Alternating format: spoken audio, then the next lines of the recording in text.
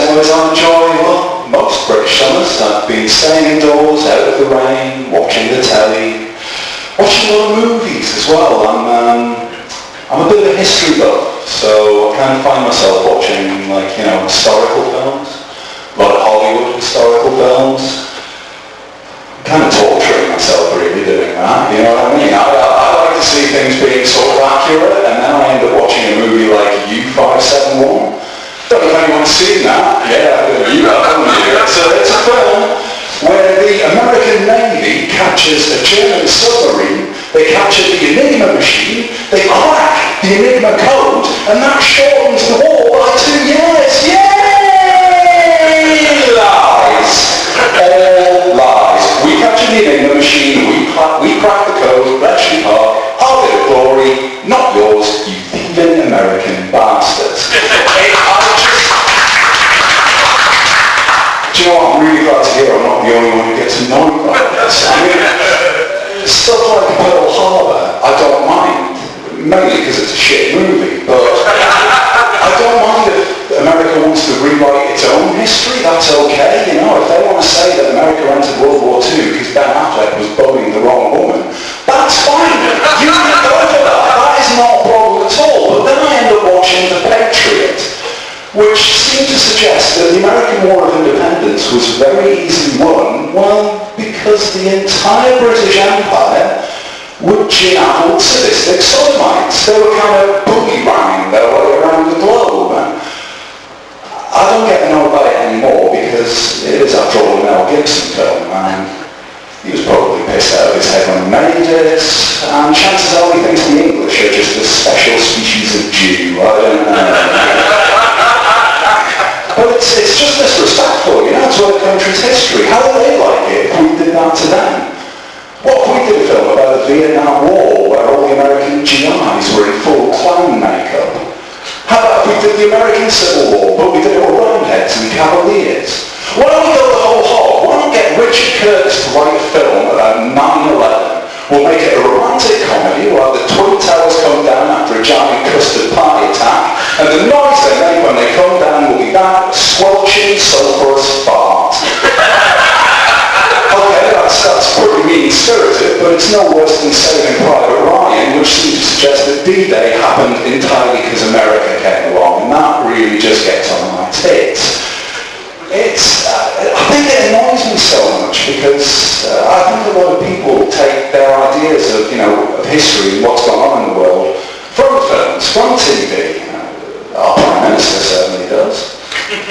David Cameron was in America a few weeks ago. He made a speech saying that the UK was the junior partner to America in the Second World War in 1940. 1 year before America entered the Second World War.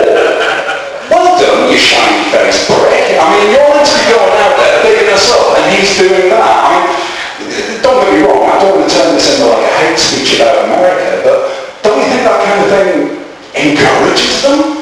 They're going to start to believe the own hype that gets generated by these movies. They're already throwing their weight around. You look at the world the last 10 years, you don't see much else other than America finding small countries that happen to have natural resources and then bombing the shit out of them.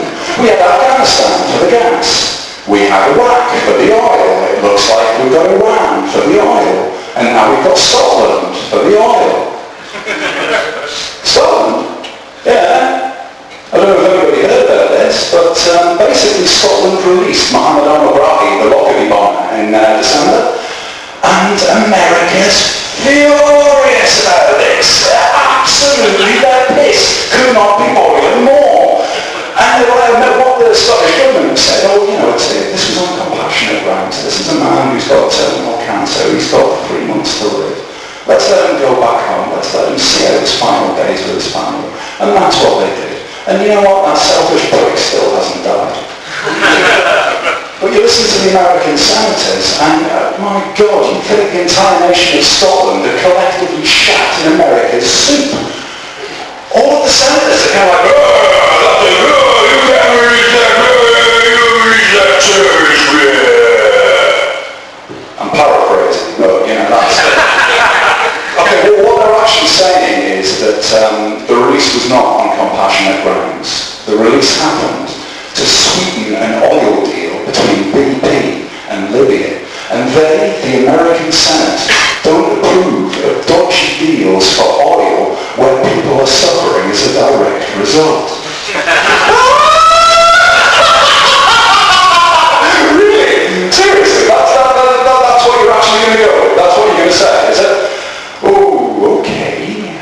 But now they're demanding that the Scottish government, turn up in front of the Senate like some naughty fucking schoolboys. Times like this, I kind of wish maybe there was a little bit more of the movies in real life, because, Scotland could send Begbie over, and I'd like to see how that meeting would go. But then it probably wouldn't make that much difference. I mean, the Catholic Archbishop of Scotland, he's tried, they didn't listen to him. He said that America is too focused on vengeance. It needs to, think about forgiveness. Think about moving on. Isn't that a beautiful sentiment? One that's really in keeping with the Catholic Church. Can't help but thinking that maybe there's a bit of self-interest there. I mean, he's preaching forgiveness. He represents an organisation that's currently most famous for its global clerical kitty-bumming parties. I mean, he's kind of got to push that, but at least he's trying. It's good to see a kind of senior clergyman talking about forgiveness, talking about compassion. Kind of beats what the Pope's been doing. It seems to me that he spends all day, every day, sitting there thinking, right, who else can we hate and how can we hate them? Since he's got in, he's targeted Muslims. Well, okay, that's fair enough, they're competition for the Catholics. Harry Potter readers. Yeah, okay, they're probably competition for the Catholics as well. Anybody wearing rubber jollies or using contraception, you're bad, you're going to hell. If you're gay, that's it, you're definitely going to hell. And if you're a woman, well, as long as you just sit there quietly, but if you don't, you're going to hell. It's just kind of weird. His obsession seems to be with gays, with women, with sex, basically.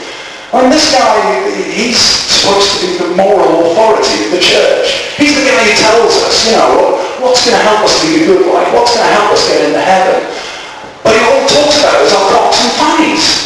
I don't get it. Is purgatory in my balls? Is that how that works? Is heaven found in the clitoris? I don't get it. Where's it coming from? He's a weird sort of man. But, I don't understand why we even listen to him. We're a sophisticated society now, aren't we? We're long past the idea where we sort of turn up to church and we get told what we have to think and what we have to do, aren't we? But apparently we're not. And I think the reason for that is what the Catholic Church, what a lot of churches do. What every fucking church ever does is they tell people that you must turn away from the earth, turn away from that which is material and focus on that which is spiritual. Because if you focus on that which is spiritual, you might not notice what a bunch of uninformed, ignorant arseholes our leaders are. And you might start thinking for yourself, and Jesus Christ, we can't have that. But that's a terrible idea. I hate the idea of missing out on new experiences, turning your back on the world. That's an awful, awful thing. You get all sorts of new experiences all the time out in the world. Only the other day I was out at the supermarket and I overheard a woman say to her husband,